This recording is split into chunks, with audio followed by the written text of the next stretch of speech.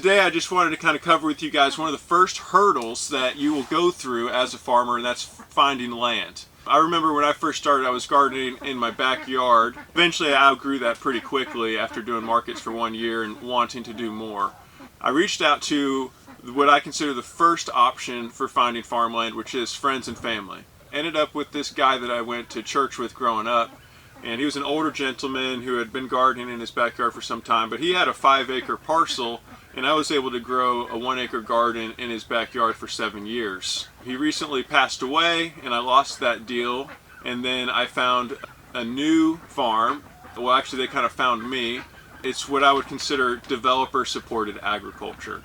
So in the development of something like an agri-hood or a community development that is centered around a farm. I've gotten really lucky to find supportive and smart developers who are looking into the future about how to solve some of the environmental problems and social problems that come along with the centralized food system. Number one way to find farmland is friends and family. Number two is to look at your local landowners and see if you could send a letter to some of them and proposing a land rental agreement. I went online to the tax assessor website, and qpublic.net is what a lot of counties use, but there's, basically in every county, at least I'm only speaking about, what I know about from in Georgia, but I assume it's the same across the states, is that there's a tax assessor website on your local jurisdiction, and if you're lucky they offer a Google map overlay on that county. So you can go through the aerial view and find pasture land and click on that parcel and pull up the owner information right there. And I typed out a really nice letter explaining who I was, how I found them, and I proposed a land rental agreement. So there's one page of that which was a letter that was typed up and it had their name typed up on top too. And then behind that was almost like a rental worksheet, or like a rental price guide.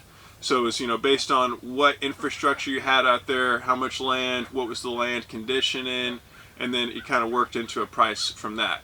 And I only sent 10 letters and I got 3 calls back. So that's 30%, that's really not bad. And I ended up finding another free lease through those letters, and eventually it ended up changing my life a lot because that landowner eventually gave me a job as a chef in his restaurant. And I was there for about 6 months, but I learned a lot about kind of the inside of the kitchen and what some of the chefs and what some of my customers go through on a day-to-day basis. So I reached out to friends and family to find my first farm that I was at for 7 years. 3 years into that, I found the second farm, the Carmichael farm, and that's the one that eventually connected me into his restaurant. And both of those were free land leases. If you find supportive people, you can get a free land lease. You don't have to spend a ton of money to do that. I was only paying for utilities. And at the Carmichael farm, I didn't even pay for that because they had a well. Third way is the developer-supported agriculture, which is what I'm in right now.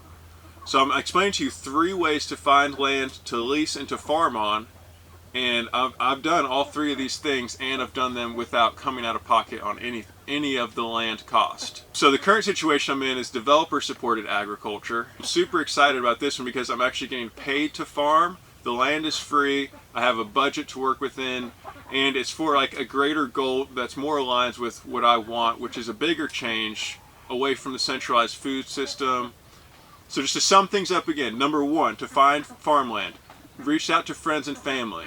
See what people have around you. Just start linking up and start communicating and networking about your dreams and your hopes, and maybe have like a little business plan written up. I didn't have one the first 2 times, but the first time, friends and family, so they trusted me. The second time, he visited my first farm while it was in full production. It looked really good in the summertime, and he was like, well, yeah, this is a no-brainer, and he was only 5 minutes away from that farm. So I was trying to operate 2 parcels at one time, and I eventually got away from that and just went back to the original friends and family farm, just because having those 2 pieces was just too much for me to handle. I've basically been farming by myself since the beginning, with some seasonal help, some volunteers, but it's mainly been just me. And it was just too hard to operate that, and at the same time I was doing a meat co-op, and I was going to 4 farmers markets a week personally. And so farming and driving around picking up meat and all that stuff became too much. So another, tangent, but just stay focused on one piece of land at a time, I would definitely suggest. And start with friends and family.